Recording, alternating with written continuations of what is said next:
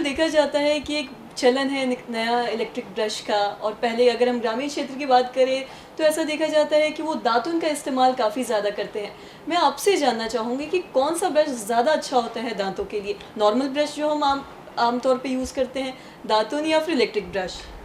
देखिए, अगर देखा जाए हम लोग शुरू करते हैं दातुन से।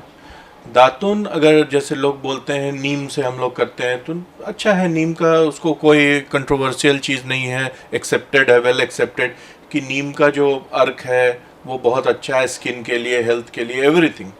लेकिन होता क्या है कि दातून जब हम लोग चबाते हैं, जिसको कुच्चा जैसा बोलते हैं अमूमन देव, तो जब उसको आप मूव कराते हैं तो यूजुअली क्या होता है, वो बहुत स्टिफ होता है और वो स्ट्रेट आपका इस पे फ्लेक्सिबिलिटी नहीं रहेगी उसके ब्रिसल्स में, वो जो कुच्चा रहेगा।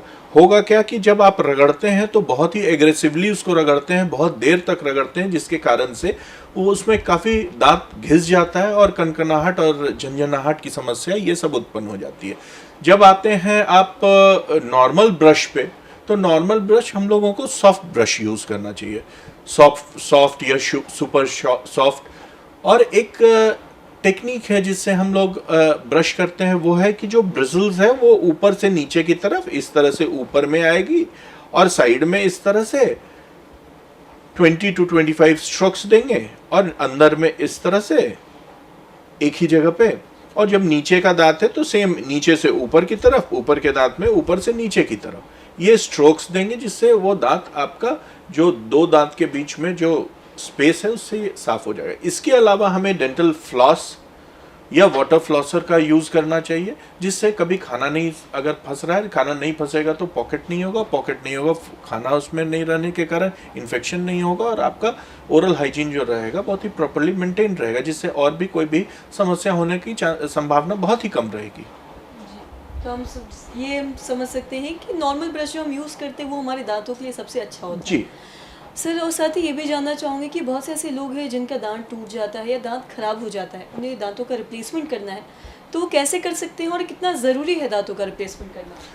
देखिए, जो दांत है, हम अगर खाना ठीक से चबा कर नहीं खाएंगे तो हमारा डाइजेशन प्रॉपर नहीं होगा। डाइजेशन नहीं अगर ठीक तरह से अगर डाइजेशन नहीं होगा तो हमारे कई स्वास्थ्य की समस्याएं उत्पन्न होंगी।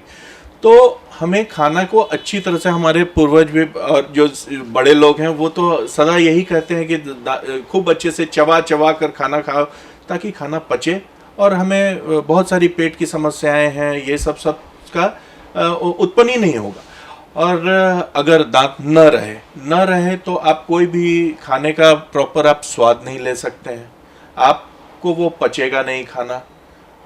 और भी इसके अलावा कई भी जो हम लोग बात करते हैं कि प्रॉपर ऑक्लूजन नहीं रहने के कारण आपको बहुत सारा TMJ जॉइंट का प्रॉब्लम, जिससे आपको हेडेक और भी दर्द, मसल्स ऑफ मैस्टिकेशन, जो मैस्टिकेशन के लिए मसल्स यूज़ होते हैं उन सबों में दर्द होना, ये सब चीज़ श्रृंखला शुरू हो जाएगी, जिससे कई तरह के आदमी प्रॉब्लम्स में आ जाएगा।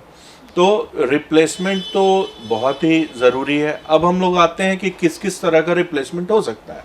सबसे पहले हम लोग निकालने लगाने वाला दांत एक होता है जो आप निकाल कर रात में रख दे सकते हैं और उसकी साफ सफाई मेंटेन करके फिर उसको वापस लगा सकते हैं। ये एक दांत का भी हो सकता है और जो हम लोग बात करते हैं 32 ऊपर नीचे पूरे जॉ का हो सकता है। इसके अलावा जो कुछ 2-4 दांत अगर बीच के मिसिंग हैं तो अगल बगल के सपोर्ट लेकर के, इसमें भी कई तरह के मटेरियल्स आते हैं, सेरामिक, मेटल सेरामिक और जर्कोनिया, ये ब्रिज होता है, अगल बगल से सपोर्ट लेके इसको ब्रिज कहते हैं। और तीसरा जो रहा वो है इम्प्लांट्स। डेंटल इम्प्लांट्स में हमें से रोप देते हैं हड्डी में।